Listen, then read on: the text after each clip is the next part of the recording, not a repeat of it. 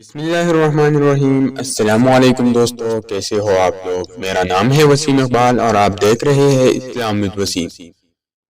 عاشا بن قیس ایک بہت بڑا ہی اور قادر الکلام شاعر تھا۔ وہ عمر کے لحاظ سے بڑھاپے کو پہنچ چکا تھا۔ وہ نجد کے علاقے یمامہ سے چلا کیونکہ وہ نبی کریم صلی اللہ علیہ وسلم کے خدمت اقدس میں حاضر ہو کر اسلام قبول کرنا چاہتا تھا۔ وہ اپنی سواری پر بیٹھا بڑے جذب و شوق کے ساتھ نبی اکرم صلی اللہ علیہ وسلم کی زیارت کے لیے رواں دوا تھا، اور پرتے مسرت سے وہ نبی اکرم صلی اللہ علیہ وسلم کے شان میں قصیدہ گوئی و نعت خوانی کرتا جا رہا تھا۔ خبردار اے مجھ سے دریافت کرنے والے کہ میرے اس اونٹنی نے کہا کا قصد وارہ کیا ہے، تو سن اہل یثرب کہ ہاں اس کی ملاقات کا وقت مقرر ہے۔ وہ ایسی نبی ہے جو ان چیزوں کو دیکھ لیتے ہیں جنہیں تم نہیں دیکھتے، اور ملک کے نشیب و فراز میں ان کے شہرت کا چرچا ہو چکا ہے۔ یہ ان نعتوں کا ترجمہ تھا۔ وہ جنگلوں اور صحراؤں کے وسطوں کو طے کرتا چلا گیا، جذب شوق زیارت اور حب مصطفیٰ صلی اللہ علیہ وسلم سے نبی کریم صلی اللہ علیہ وسلم کی طرف کھینچنے لے جا رہے تھے۔ وہ اسلام لانے کی آرزو سے معمور اور عبادت اصنام و اوثان سے نافور تھا۔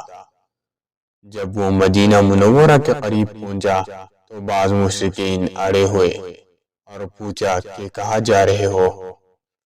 اس نے انہیں بتایا کہ وہ اسلام قبول کرنے کے لیے رسول اللہ صلی اللہ علیہ وسلم کے خدمت میں حاضر ہونے کی نیت سے جا رہا ہے۔ تو مشرکین اس بات سے ڈر گئے کہ اگر یہ عظیم شاعر بھی مسلمان ہو گیا تو مسلمانوں کے نبی صلی اللہ علیہ وسلم کی قوت بھی مزید اضافہ ہو جائے گا۔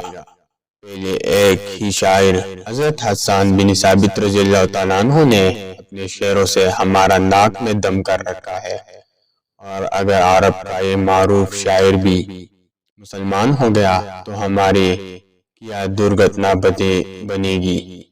انہوں نے اس سے کہا، اے عاشا، تیرا اور تیرے آبا و اجداد کا دین ہی تمہارے لیے بہتر ہے۔ اس نے صاف جواب دیا اور کہا، نہیں بلکہ حضرت محمد صلی اللہ علیہ وسلم کا دین ہی بہت بہتر، انتہائی مناسب اور درست ہے۔ ان لوگوں نے ایک دوسرے کے منہ کی طرف دیکھا اور ایک دوسرے سے مشورہ کرنے لگے کہ اسے دین اسلام قبول کرنے سے کیسے روکے۔ اب انہوں نے اس سے کہا، اے عاشا، وہ نبی تو زناکاری کو حرام قرار دیتا ہے۔ اس نے کہا، میں عمر رسیدہ اور بوڑھا آدمی ہوں، مجھے اب عورتوں کی کوئی حاجت ہی نہیں رہی۔ انہوں نے اسے یوں ورغلانا چاہا کہ وہ تو شراب کو حرام کہتا ہے۔ اس نے جواب دیا کہ یہ شرابی خانہ خراب انسان کے عقل کو زائل کر دیتے ہیں، مجھے اس کی کوئی حاجت نہیں۔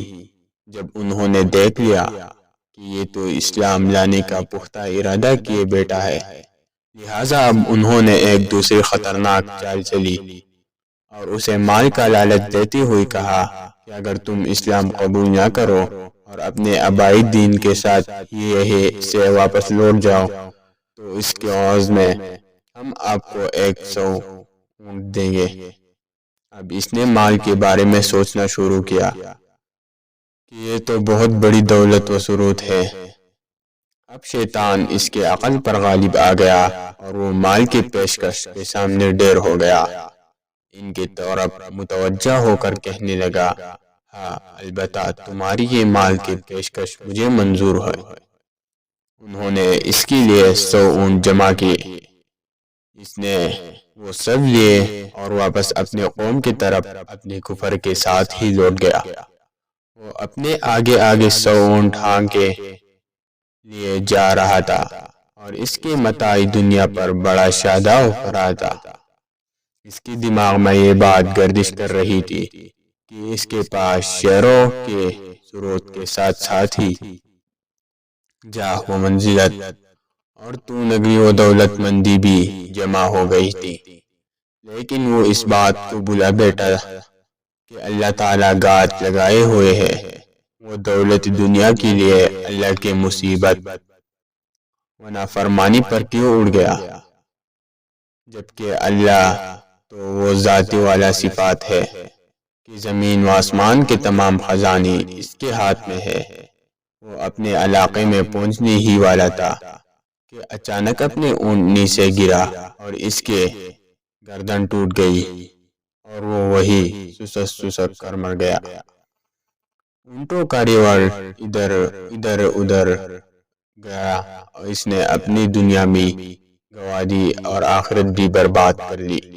افسوس اس انسان پر جو اللہ کے راستے سے بھاگے اور دنیا چمک دمک پر بیچ کر گھاٹے کا سودا کرے۔ کاش نادان انسان یہ حقیقت سمجھ لے کہ آخرت کی زندگی اور اس کی نعمتیں بے مثال ہے اور ہمیشہ باقی رہنے والے ہے۔